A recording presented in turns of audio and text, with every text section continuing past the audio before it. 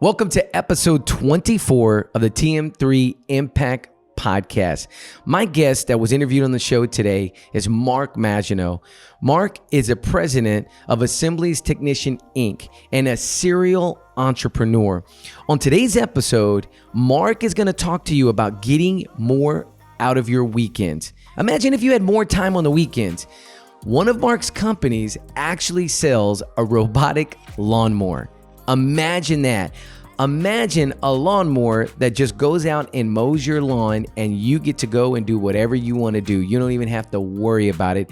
On today's episode, Mark is going to be telling us more about this amazing product, and he's also going to be talking about life as an entrepreneur. So be sure, if you're listening to the podcast, make sure you go back and watch a YouTube video. You don't want to miss today's guest.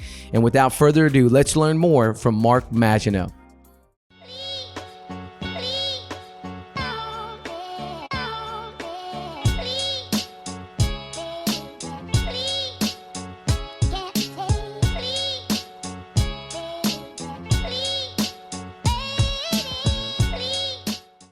Welcome to another edition of TM3Impact. Tomas Martinez here. Super excited. We have an amazing guest, Mark Maginot, who is the president of Fertilizing Technicians Inc. And we're going to dive right into that. But first, I want to thank our sponsors, Luxury Home Magazine, the luxury resource when it comes to real estate, and Spanish Grove Academy, the #1 pre-K, Spanish immersion pre-K in SA. So let's begin. Mark Maginot, I'm super glad that you were here on TM3Impact. Good morning, Tomas. Thanks for having me. Yes. I'm very excited to be here. I'm excited you're here. Like when you called me, I thought, you need to be on the show. I know we were going to talk about the magazine, but I was like, this guy needs to be on the show. So I'm super pumped you're here. So let's start with this. I want to know your San Antonio story, Cliff Note version. How did you come to be a part of this amazing city? I would say I married in. My wife was born and raised here. We met when we were in college and eventually found our way back down. So we lived out east for about 20 years in Rhode Island, which was longer than both of us, I think, expected being out there, but made our way back down and have been enjoying family, mild winters, Yes. No more shoveling snow. So it is literally how I ended up here. Had been here once or twice before when I was a child, had some family in the area, but really planted roots about 7 years ago now. Okay, so wife grew up high school here? Yes, she went to South San, actually. Oh, is that right? Absolutely. Okay, Absolutely. Fantastic. Well, we got to thank her for bringing you here. That's perfect. Yes, absolutely. It's been Yeah. a great move, and we love it here. It's really nice being close to family, and the culture here, and everybody is very friendly, and we enjoy the time. It's a great city. Absolutely. Now, going back, you've got some history with the school that you went to. I want to go back to, Mark figuring things out, going to college. You end up going to Johnson and Wales University. And did you go to the Denver campus? Is that where you went? I went to the Providence, Rhode Island campus. The Rhode Island, okay. Yes, absolutely. They do have a Denver campus as well as several campuses around the world now. I saw they had one in Miami and Denver and then Rhode Island. Now, they specialize in experiential learning. Go back, talk about that. I'm curious. Sure, absolutely. So when I was in high school, I was involved in a program, Junior Achievement, which is a business development program, goes kind of through junior high and high school, kind of set up businesses with other students. They have kind of after school programs. And through Junior Achievement, did some competitions, kind of got to the national level with that, and that got exposure to Johnson & Wales, which did a lot of work with Junior Achievement. They did a lot of work with FBLA, the Future Business Leaders of America at the time. Okay. So they're very focused, at least in their business program, of kind of cultivating in what I did with my major and minor degree in entrepreneurship and business startup, and randomly got a letter from them. I had never heard of the school before that. And they offered a 4-year Gaby entrepreneurial scholarship based on all the activities I had in high school. So for me and my parents at the time, it was pretty much a no-brainer that if somebody was going to pay for school, that sounded like a great opportunity. You're like, we're in. Let's go. Absolutely. Where's the school? We don't care. Absolutely. So I had grown up in Kansas. I had never been to Rhode Island. Whoa. Had never visited the school. Packed up 2 suitcases, got on an airplane, and told my parents if I didn't like it, I'd be back. Yeah. So they didn't even take you. They just put you on the plane and said, good luck. No visit to the school, no drop off. I think I probably wanted to go on my own anyway, so it wasn't a lack of parenting. I think they would have gone if I let them. But went to Providence, Rhode Island, met some of the people from the school, had some great roommates, and the rest is history as far as school went. So finished up there and opened a business right after first year of being out of college, which is kind of what ended up our longer stay out east, and eventually transitioned back here. Was that wasn't the Simply Student Storage, was that? Was that part of that? You know, that was a business I opened up my freshman year in college. I needed some storage in the summertime, just temporary for a couple of months. So I threw some boxes in storage, and I had some roommates who were like, well, we need space too. So I literally split the costs. By sophomore year, I had rented out, I think, 10 different storage units and was running the business for a lot of the students at Johnson & Wales come from other places. A lot of them come from places where they don't have winter. So you have all of these things that you accumulate for being back east, and they didn't want to take it home. So that was the business. I did curbside pickup and drop off. I'd rent a truck. No way. And charge you by the box. We could do a room or do a box, and that was the business all through college. Oh my! So did that pay you all throughout college? Was that like your main money maker? That was always the vacation money. That was always the vacation money, and that kind of started our, I think, love of travel. Okay. So thankfully, I still had a couple of jobs through college. I always liked to work. So always had kind of the mainstays. And the storage business was kind of a side seasonal business, but always kind of gave the extra pocket money for travel. That's a great side hustle. That would be the Gary Vee side hustle right there. Storage, right? Yes, absolutely. Now, I got to go back because I think it's interesting. You say that you get a scholarship to the school because of some of the entrepreneurial things that you were doing in high school, some of the things, the national competitions you got to. Where did this entrepreneurial like DNA come from? Is this mom and dad? Is this you were seeing family? Like, where did that side of the, where did that come from for you? I think probably the one memory I have for kind of that, I don't know what they call it, the aha moment, but it was junior high. The band, which I was not part of band, had done their usual fundraiser, selling candy bars, and it had not gone well. So they had a lot of candy bars left over. So I knew enough of the people in the band group that I'm like, all right, I'll pay you 25 cents on the dollar for all these candy bars. I'll buy all of them. And then turned around and sold them at 50 cents on the dollar after their fundraiser was over. Are you serious? So that was my first moment of, okay, we can make sense of this. And so really that idea of looking for opportunities, thinking about things, and again, trying to, leverage that, I think started probably in junior high. I don't have any earlier memories of trying to hustle anything, but that was probably the first one. That's really interesting. After that, I just enjoyed it a lot. And I think with junior achievement and some of the other programs, I enjoyed being out of school quite a bit. So anything that was a good reason to go to a competition, a tournament, anything along those lines, I was always looking for that extracurricular activity. And smart man. That was kind of my high school journey. So I think the combination of those things, it kind of was a good marriage there. And I would imagine you grew up in Kansas, is that right? Yes. All throughout your young adult life, you were in Kansas. Yes, absolutely. Living just north of Topeka, Kansas. My dad was a fire chief growing up, so we actually lived in a fire department. Our house was attached. Get out. If you went down the stairs to the basement, went through another door, my dad's office was there, and one more door, there were the fire trucks. So wow. It was an interesting childhood. That had a lot to be of fun. Very interesting. But yes. Very, very good time. Okay, so now you start your side business, and then you go into the GMM Pizza Inc. Was that the main business that you were doing in Rhode Island that you came out of college with? Yes, the year after college, opened our first restaurant and got married that same year. So snap! It was a busy year. Okay, so we got to back up. So how did you meet your wife? Was that in college? Yes. You met at Johnson & Wales? Met at Johnson & Wales freshman year. She lived in the same dorm, resident hall. Yeah. And that's how we met. So we dated all through college. Okay. And got married the year after. Okay. Which was 97.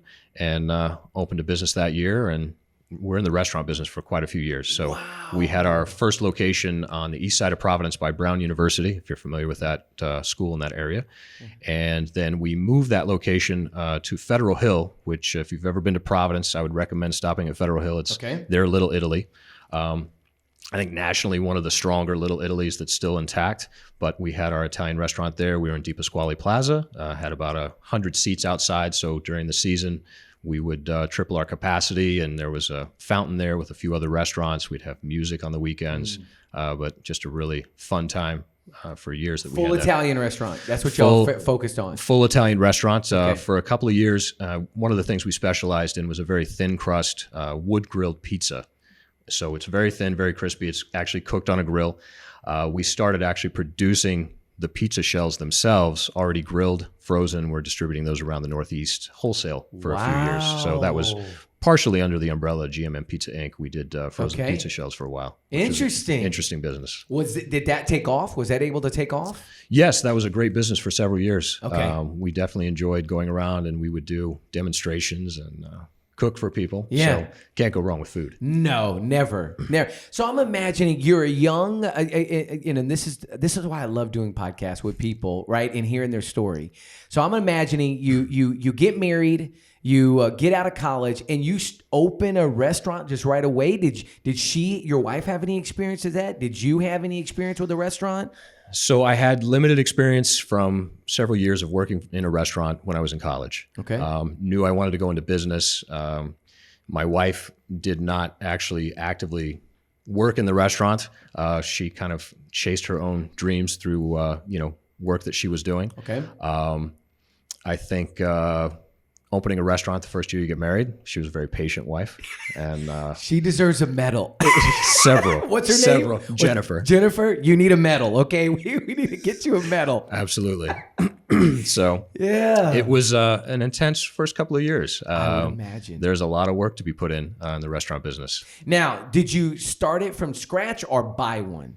Because there's a difference. So a little of both. Our first location that we purchased was an Indian restaurant prior. So it needed everything to be done to it.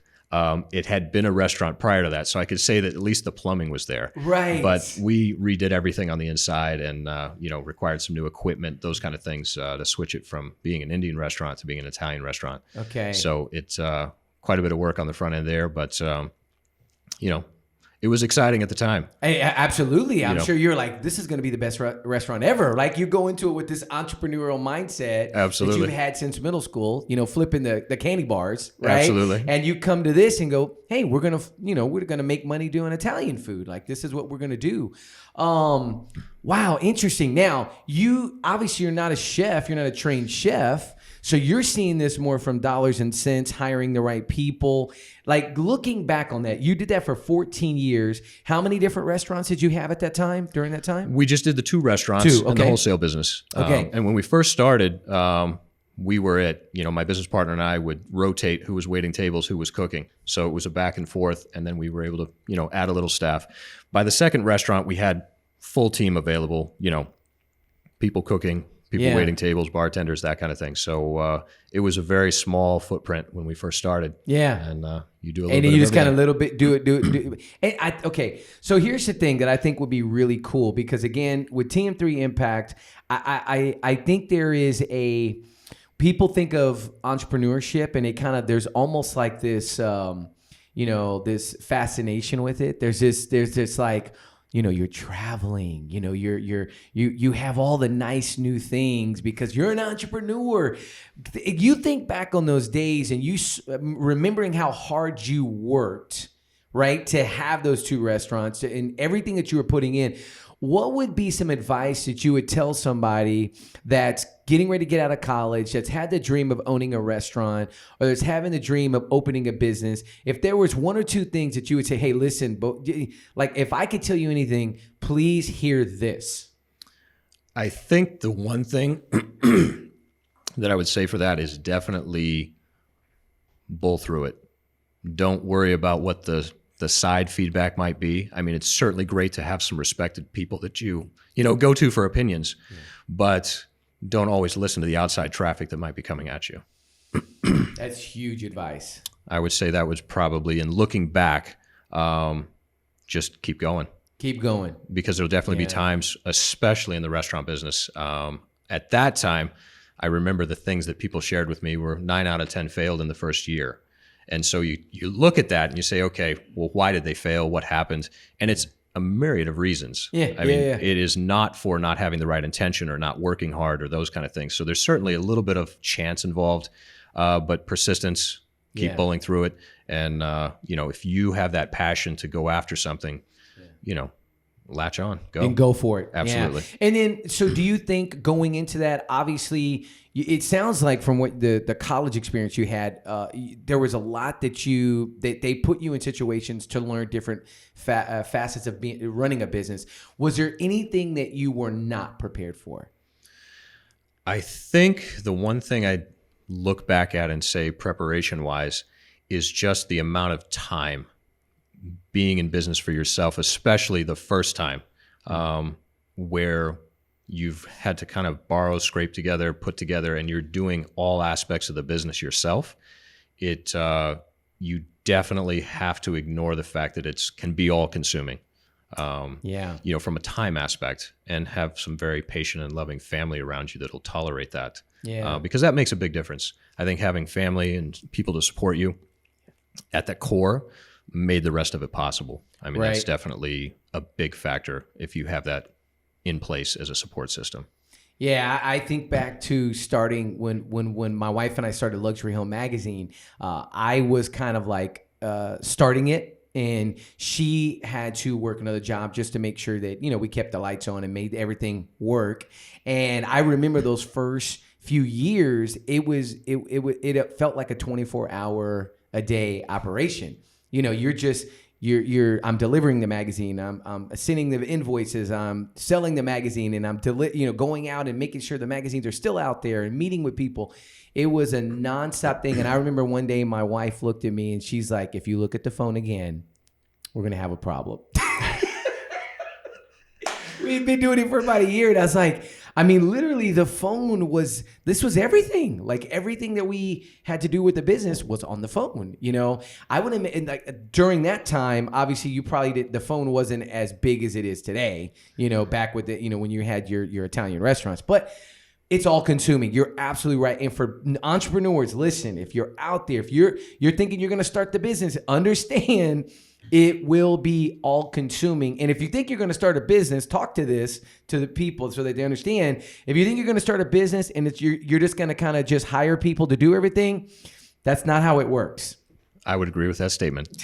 Absolutely. That's not how it works. You're going to have to fully understand it and then hire the right people. Yes, and I think somebody gave me a piece of advice in the restaurant business when I first started, and I still kind of remember this very random statement. And he said, when you start, you buy a plastic sink. And if you earn the time to break that sink, you buy a metal one. And so that was very much our first startup business, was until we earn the right to have the nice things, go with what you need to get it started. And I think that definitely in some of the other experiences and things I've seen, sometimes you go in and you're like, I have to have this to make it work. And that's not always necessarily the truth. And I think if you can step back and examine and say what's truly critical to get the concept started, and then if it latches hold and it's successful, it will pay for the things you need, rather than you taking that larger risk in the beginning, saying, all right, I need all stainless steel, I need this, in a restaurant. And I think you can apply that to other businesses you start up, is what really do we need to get started? To get that concept out there, to see if the customer is going to respond the way that you envision, and the way that you think in your mind is what the market needs and what you're ready to grow. I think in looking back, that was another piece that I could say was a good piece of advice. That's great. And again, if the business can earn it, it'll take care of those things that you eventually need to be able to get bigger and be more efficient and produce faster and all those kind of good things. Yeah, but get the customers first. Exactly. Start making some money. Exactly. I saw this Gary Vee video literally yesterday, and the guy was like, "Oh, we're doing 10 million in revenue," and Gary's like, "Are you making any money?" He's like, "No, we're not making any money." And he's like, "Well, what are you doing?" if you're not making any money, you don't really have a business. That's not how businesses work. You have to make money. But I love that is go with what you need to get started. Don't be fancy. Yes, I think if you can get by with something that isn't going to impact the customer experience, but maybe is a preference of yours. Yeah. If you can keep your costs low, I mean, that's definitely a piece of advice I'd pass along as well. Keeping that, what your obligations are every month, keeping them as low as possible in the beginning gives you more flexibility to grow quickly. Yeah. If you're always under the shadow of a large piece of debt, that can be detrimental to how quickly you grow, or whether you even get the opportunity to make it past that first year and grow the rest of the way. Yeah, and I think that's one of the main reasons I've seen some businesses struggle is that they start off under that pressure of having to pay back. They start off with that pressure of having to go through that of, we got to pay this back. We got to pay this back. And then the next thing you know, they can't pay it and they're not focusing on getting customers. They're not focused on making it right with customers. Now, fast forward, we go to where you are now. And the reason why we're here is what's on the floor right now. Sure. I'm super excited to talk about this company and what you're currently doing because for people out there, you're going to see, we're going to do some B-roll of this as we're talking about it, but you actually are a company that sells a robotic lawnmower. And so I don't want to kill it. I want you to explain this because I think it'd be better for you to explain it in terms that people will understand. I'm fascinated by this, and I think this is going to be really, really big as time goes on. So tell us more about one of the products that your company sells and helps assemble. Yes, absolutely. So one of the products that brought us together on this opportunity was an outdoor robotic lawnmower. And over the last 3 years, we've been working with companies here in the United States to kind of try different ones. I will say it's the best sample product that I've ever received to put in our own yard and see how something works.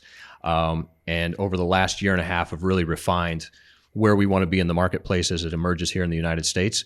The robotic mower business as a whole has been around for about 15 years in Europe. They have over 1.6 million units already installed in Europe, regularly in use.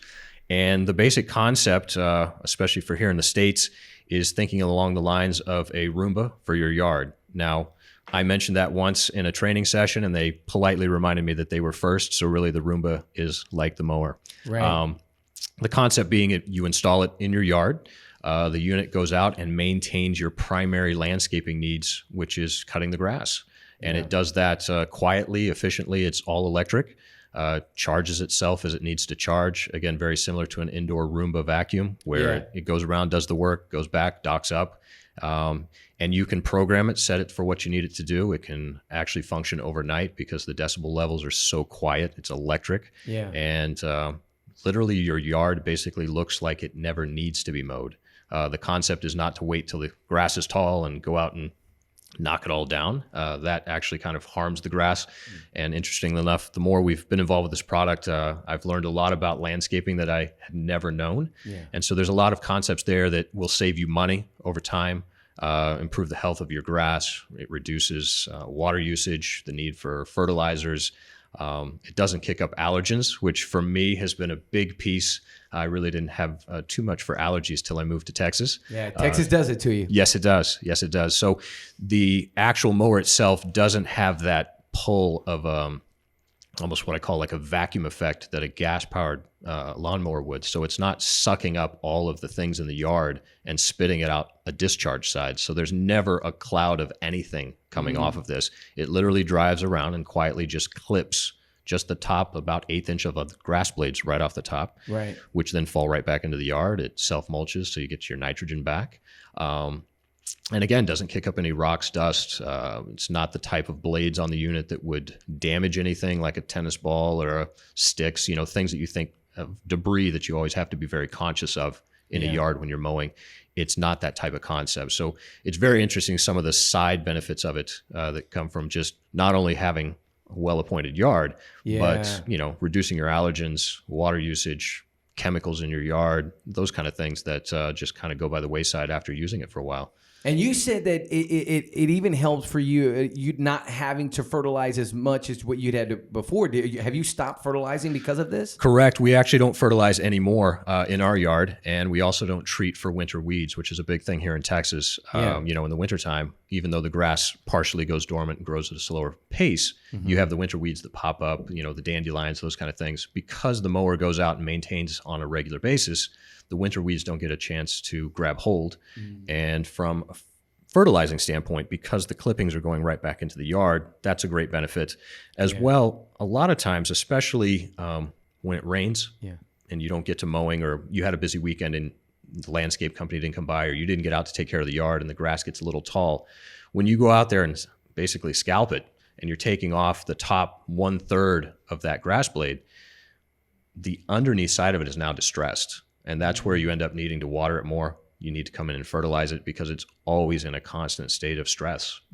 And mowing it on a more regular basis using robotics, the stress is gone because you're literally only taking that top 1/8 inch of the blade.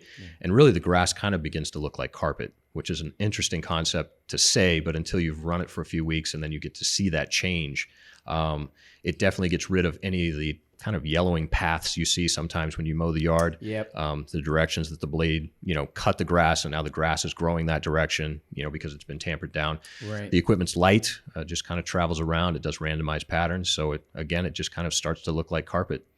I think it'd be really cool if you want to take your headphones off. Sure. I want to put the unit up here so people can see just the size of it.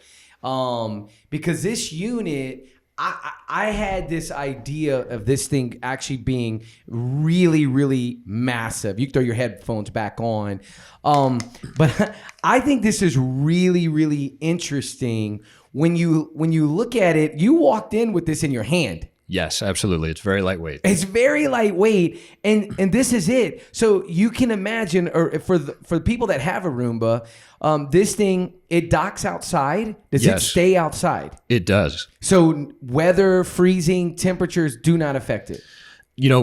Here in this part of the country, you can leave it out year round. Okay. If you're up north, if I was still in Rhode Island, I would definitely bring it in for the wintertime. No reason to have this buried in snow, True. When it melts. So you would have a seasonal pull of that equipment stored in the garage, and then bring it back out in the spring. But down here, I leave mine out year round. I will say, when we first got it, I brought it in at night.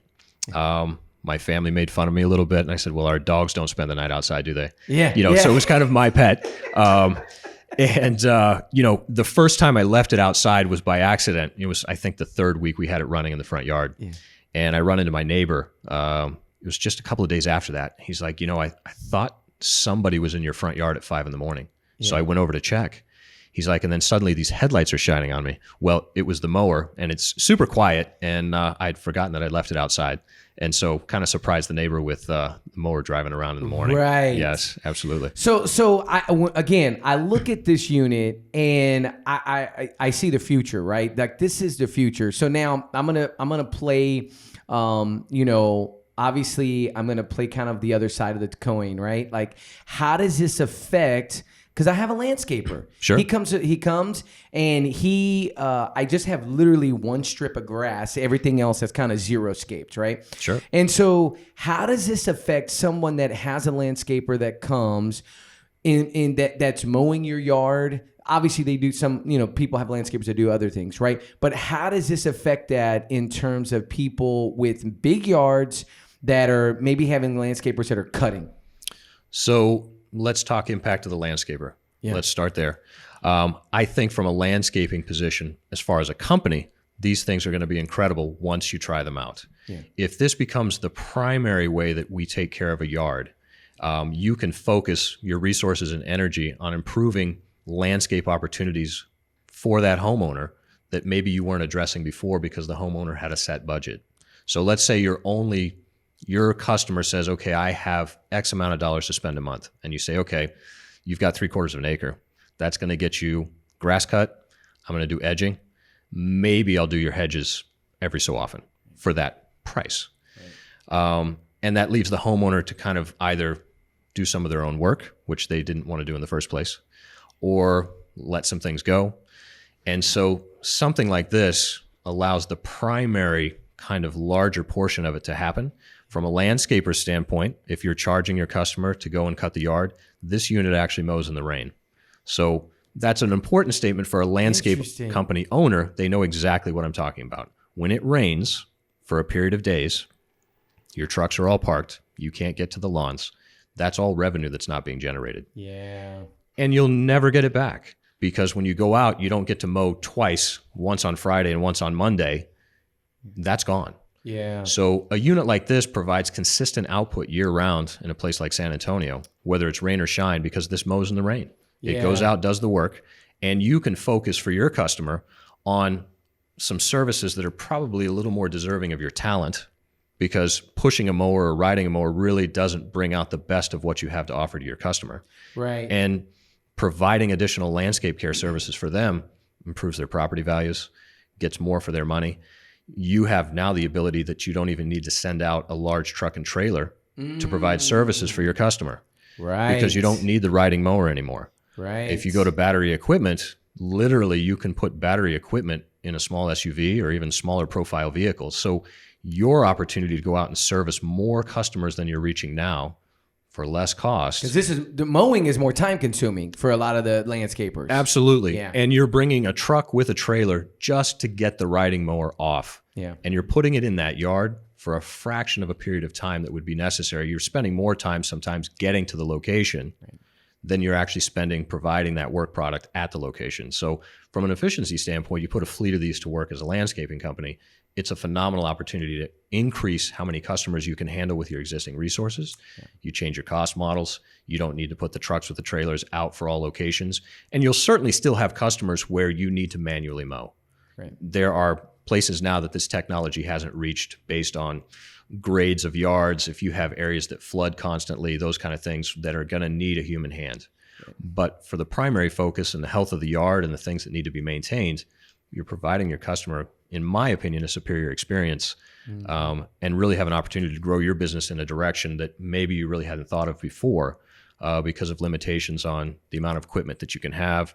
I mean, storing these types of mowers is much different than the space that takes up for a riding mower. Oh, I mean, sure. You can see the footprint completely. Yeah. And the maintenance on these is much different as well. There are no tune-ups. Yeah. There's no fuel. There's no oil. You know, all those things that kind of go with the gas-powered equipment. There's no fuel stabilizer in the off-season. Right. You charge the battery and you put it away. That's all it needs. Yeah, and we're gonna get a shot of the blades. We'll kind of have like a shot where you can show that. But the interesting thing on the blades here is that there's actually a safety plate that kind of protects anybody from the blades when it's just sitting and it's not operating. But once it starts to spin, talk about that. What happened? How do the blades come out, and how big are they? Sure, absolutely. So there's some great safety features on here. One, because it's electric, it's got an immediate start or immediate stop. So think about a handheld drill. You pull the trigger, it's engaged. You let off the trigger, the drill stops. It doesn't have that long wind down period. Underneath the mower, there's going to be a safety disc, and there's actually 3 very small razors. They look kind of like a straight razor that you'd see in a box knife. They do. Similar to that. They're a little heavier. They're double-sided. When the mower starts, it actually, each time it starts, spins in a different rotation direction. So you get use from both sides of the blades to improve the life of the blades. But as soon as you pick it up, it has tilt sensors, and it says, okay, why am I being picked up? Or why am I not flat on the ground where I should be doing my work? Immediately when that happens, it disengages. The centrifugal force that brought the blades to come out from the disc stops, and the blades actually fold in. And there's nowhere that you can actually touch it that you'd be exposed to that small razor. Yeah. The other piece is if you actually touch the razor, it is very small. It's not the type of catastrophic injury you'd be accustomed to in a traditional gas-powered mower where you're talking about appendages and limbs being damaged. It just does not function that way. So from a safety standpoint, it's a great feature. Any of the units for Husqvarna that have the X series come with GPS, so you have theft protection. The mobile app actually installs on your phone, and if you take it out of the geo-fenced area that you've set up, your app messages you, and you can watch it on your phone like Find a Friend. You can actually watch it. My daughter and I actually took it from our front yard as an experiment. Did you? One, it starts screaming at you, and it shuts down. The unit starts beeping. Yes, it's got a 110 decibel alarm on it, so it's you know that you've picked it up. Yeah. And all the neighbors know. Yes, absolutely. Absolutely. So, once that happens, a lot of attention is drawn to it. It requires a PIN code to activate it again. So taking it is a worthless endeavor. Yeah. But it also messages on your app and you can actually track it. So we drove down the road about 5 miles, parked in a residential neighborhood in front of someone's house. And sure enough, right on the phone, there was the mower on that map. Wow. So the GPS also has a great ability within the yard to do GPS mapping. So it makes sure it kind of gets to all the areas to make sure that the yard is being maintained correctly. So, between those safety features of being able to pick it up, it disengages, also the style of cutting it does. It's really clipping more than cutting. The safety is at very high level. And it also has some bump technology, which means if it drives up and were to bump into your leg because you decided to stand in front of it, it literally just turns around and goes the other direction. Right. It's very lightweight. You know that something has bumped you, but it's not going to be enough to... It's not going to knock anybody down. No, it won't even move your foot. Right. If you're standing on the ground, it just kind of taps and says, okay, let me go the other direction. There was something there that I hadn't expected. And this unit will mow a yard how big on a charge? It's going to take care of this unit. The 315X will do about a half to 3/4 of an acre, depending on landscape features you have in your yard. Okay. Some of the larger units will do 1 1/4 acre of mowable area. So always think along those lines. Obviously, we're not taking care of your driveway, your house, your sidewalks, stoned areas. Those are all excluded areas. So if you think about what just grass that needs to be mowed, most of them are a good fit, and you can certainly pair them with another mower if you have a property that needs more coverage. But typically, it's a great fit for the average size house. Yeah. And they have some smaller units as well. They do? Yes, for smaller profile yards. Okay. Absolutely. So I'm imagining I've got, yard on both sides of the driveway, right? Sure. I've got this unit and it starts on one side, mows that side. Will it know to go across the driveway to go to the other side? You can program all of that so that it gets the other side of the house? Yes, we can wire that installation and program the machine to take care of both sides of that, whether it's a sidewalk crossing or a driveway crossing. We've got people with all kinds of scenarios in their yard. There's not too many combinations out there in the world, but fences, rear and front, areas that you don't want to have mowed as often. You can set up zones. The nice thing is from your mobile app, if you did have it set and it was mowing on a Saturday during the day and you were going to have family over, you just hit park. And the mower will stop what it's doing. It's going to go right back to the base and park, and it's going to say, when do you want me to start again? Right. And you just decide when you want that to pick up from where it left off. Got it. So I think, Gabe, we want to set this back down. Yeah, so we'll set this back down right there on the floor, if you don't mind, Mark. Man, this is so cool, man. I'm so fascinated by this whole idea. And obviously, the technology is just going to continue to get better. So is this the latest unit that is out right now that you're selling?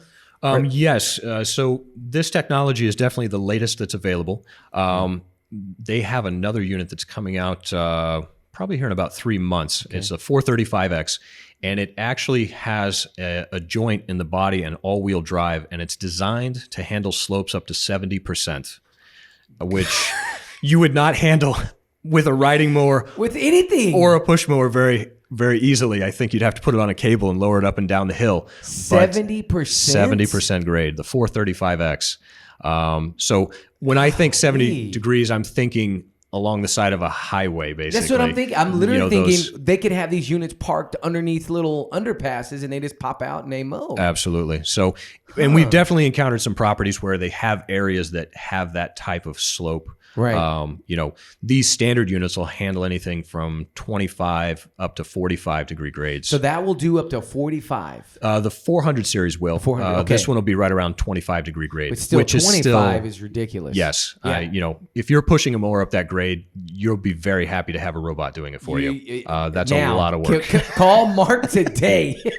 Absolutely. Seriously. All right. So now, total installation. So now we order it. We call you. Do people call you to order this? How does that work? So our company, you can reach us directly for that type of interaction. We also support Husqvarna through any of their retailers. Okay. So you will see, last year was the first time they had it set up through Lowe's. Okay. So there was a few locations here in San Antonio. They actually had a unit that was in kind of a little corral with some grass turf, artificial turf. Yeah. And the unit was on a demonstration mode. So it would go out, move around for a while, and then it would go back to the base. So you could kind of sit there and watch it within a few minutes and see all of the things that it's capable of. Right. But Lowe's is one of their major retailers. It's available on Amazon, Tractor Supply. I mean, they've got a host of retail opportunities if you want to go out and kind of look at all the different models. Yeah. But one of the things we offer here locally especially is we can come out, do an assessment, make a recommendation, talk to you about kind of the features, bring a unit out, start it up for you in your yard. Kind of demo. Absolutely. Because I think once you see it and once you experience the fact that you don't hear it, it's really one of those things, once you get your hands on it, it starts to make a whole lot of sense. Yes, absolutely. And you have one of these installed at your home. Yes. One of these is actually installed at your house right absolutely. now. Okay. Absolutely. Okay. We've had this exact model, the 315X, I've had in my yard for over a year and a half. Okay. So I'm coming up on 2 years that it's been out in the front yard just running and doing its work. Wow. So that's really cool. How long does it, I mean, obviously you don't really need to worry about how long it takes to charge because it'll just go charge itself and then go back if it needs to. Everything's automatic. Yeah. So depending on how you program it, if there's times that you want to say, I only want it to mow at night. Yeah. I don't ever want to see it in the yard. I don't want my neighbors to see it. You could program it to run from 1 a.m. to 5 a.m., 1 or 2 days a week, depending on the size of your yard. Yeah. If you say, hey, I want it to just mow when it wants to, there are settings that you can put in there. It actually has resistance sensors that'll go out and check out and say, okay, it appears that I'm not really mowing anything. Let me go back and hit the charger. So periods of the year, summertime, when the grass slows down a little bit, winter as well. In the wintertime, I kind of keep our schedule up again to kind of knock back those winter weeds. Which where we live is very important. Everybody's kind of on top of that, making sure that we're taking care of each other's yards that way as well. So you don't have more dandelions than grass.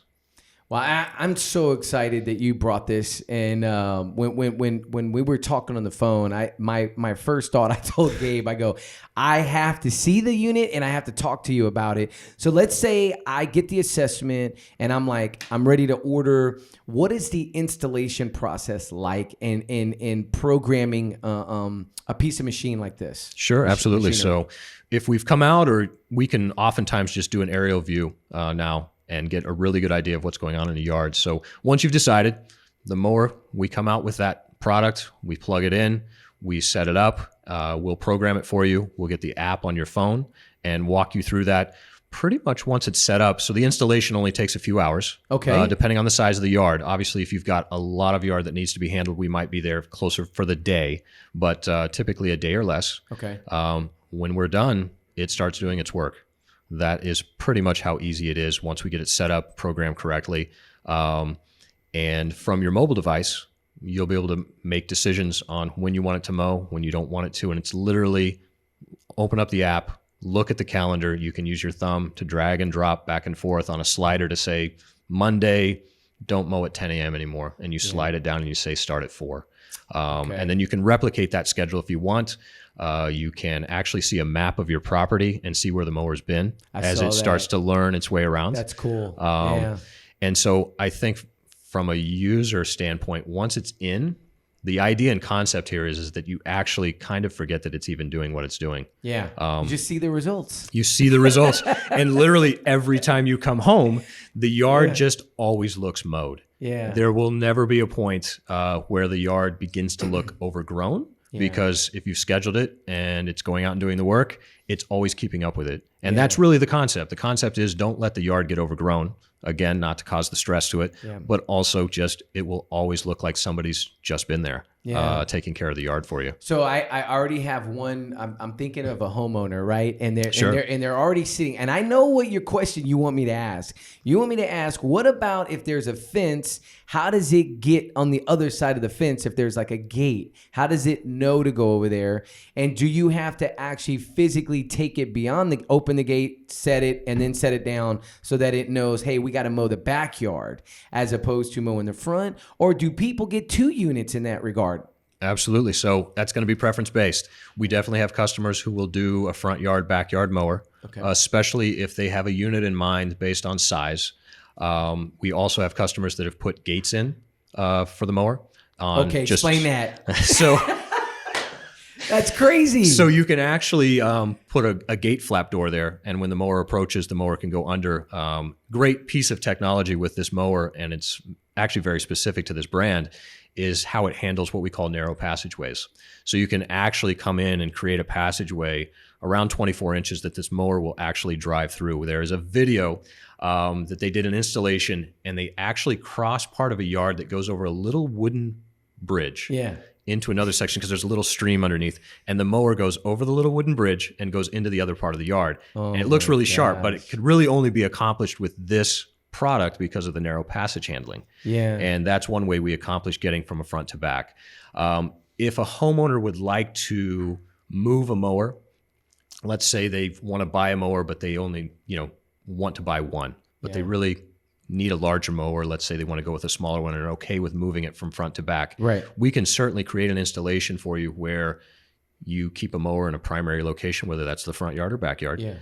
After its day or two of work in that area, you can actually pick it up, take it to the backyard, and it can engage in the backyard. And we can put just an additional charging station in that location, and one mower can take care of multiple locations within the property. Got it. We have a few property owners that actually do that same scenario for a vacation home or a summer rental where they had it wired and installed, and we just program a different profile in there. And when you take the mower to the new location, you dock it in the new base, and it says, oh, this is my summer house profile, and you hit that profile. So they actually are able to use the mower in multiple locations. Got it. So they'll take it from their house to their summer home. Wow. Absolutely. And for people who are maintaining multiple properties, depending on the size of property, size of equipment, you could actually rotate this mower around to multiple locations and have it handle that, again, primary landscaping need for you in multiple places. 2 days here, 2 days there.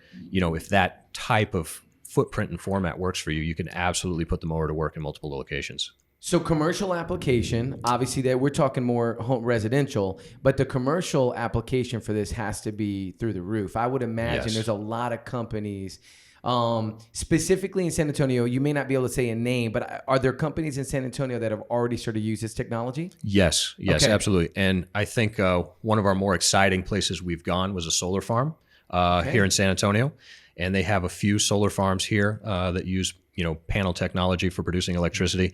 We went out and installed a demo unit for them to check out that they may put to work on a solar farm. So think about, acreage of solar farm where you need to keep landscape and control. One of the great benefits is that this unit doesn't kick anything up.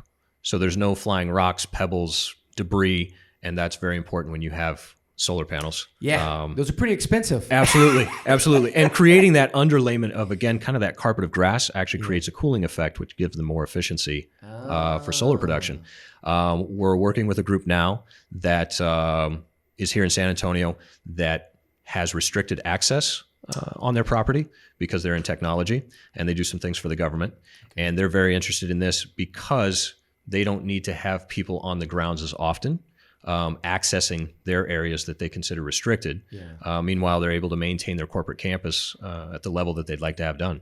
That's cool. So there's a lot of applications for this. Anywhere that you can think about landscape maintenance, this is a conversation that you can find out if it's a good application, and we'll give you a good return on what you'd like to get accomplished. Love it. Last question, because I know there are some landscape snobs out there. Okay, let's be honest, right? There are some people out there that are going to be like, well, this robot cannot edge the way I like to edge. So how do you address that when people are like, what about the edging? What about the edging, Mark? So depending on your yard and your layout, there may be some edging that you'll still have done. I think about edging, especially along maybe if you have a curb that's on street side. The mower will drive up to that curb and cut anything up to that curb. But if you have anything that kind of crawls over the ledge, that might need to be edged once a month. And again, kind of back to the landscaping idea, to have them come once a month for really kind of edge and hedge, where they kind of do a quick maintenance run on, that's really kind of how you address that. But if it's up against a sidewalk or a place that it'll just kind of drive right past it a little bit, cut what needs to be cut. But if you really, really like your edging, that'll definitely be a service that you'd still have your landscape company, or you can go out and do once a month. I will say for myself, we ended up purchasing the electric weed eater from Husqvarna because I had a gas-powered one, and it took me longer to get it started than it took me to go out and walk around the perimeter of my yard once a month. So now I have an electric one from Husqvarna. I literally just pull it off the wall, walk around the outside of the yard to catch the areas that the mower didn't. And so I call it my 5-minute front yard. Right. That's really what it takes now, is about 5 minutes just to kind of walk the perimeter, catch anything that the mower didn't catch along those kind of inner corner edges or areas like that. So yes, if you're still proud of your edging, nobody wants to take that away from you. Right. You can still do that. You but go knock it out in 5 minutes. Absolutely. I'm giving you more time to maybe plant some flowers, do some fun landscaping. Love it. All right, we like to end with a fun question. All right. Tim Ferriss wrote a book called Tribe of Mentors, and he asked questions, 11 questions to just a group of people, and had all these different answers, put it all in one book. So I always like to ask one of the questions from that book. And, you know, I'm thinking about, in terms of like, you know, what this product does, right? I'm curious, is life better now or than it was in the past, right? Like, thinking about how life is today or how life was in the past, thinking about what you do, I'm curious, what do you think? Is life better now or is it better in the past? I've tried to mix in having fun all along the way. I will say that. From a standpoint of business model to business model, I will say I'm having a lot more fun now in the business I'm in. I think it's a different type of fun. Let's go with that. I think in the restaurant business for years, you always enjoyed hosting people where you were at. You were kind of stationary, right? Everybody came to you. I will say I do enjoy having recaptured my holidays and weekends. Because restaurant business is one of those things that you're taking care of everyone at the times that they're out having fun. So I think in that respect, it was a different type of fun. I definitely enjoy the work we're doing now. Being able to go out, see people, you know, all around the country has been a great opportunity to travel and meet people, see kind of different ways of life, enjoy food that someone else has made. Right. That's always a good thing. So we definitely love the travel, love the opportunity of meeting a lot of different people. So I think, to the answer to the question, I think progressively it's a different kind of fun, but we're having the most fun we can have while still doing some work. Love it. And that's what it's all about. Yes. You got to enjoy what you're doing. Absolutely. Well, listen, Mark, I want to thank you so much for being on TM3 Impact and for bringing this unit so that people can see what is the latest and greatest technology and how this can be a part of making your weekends a little bit easier. Absolutely. Wouldn't that be best? That is absolutely the way to go. And if you're thinking about getting one, you get to name it on your app. So, you know, you got to think about a name. What'd you name yours? So the one I have in my yard is Louie. We call this one affectionately Mo. But yes. And we have one in our backyard, a different series, the 400 series. And my daughter's named it Petunia. Petunia. There you go. When you pull up the app, it has their name on it. And so you know who you're working with. Very cool. Well, thanks again. Appreciate you being on the show. And we look forward to hearing more as this innovation continues.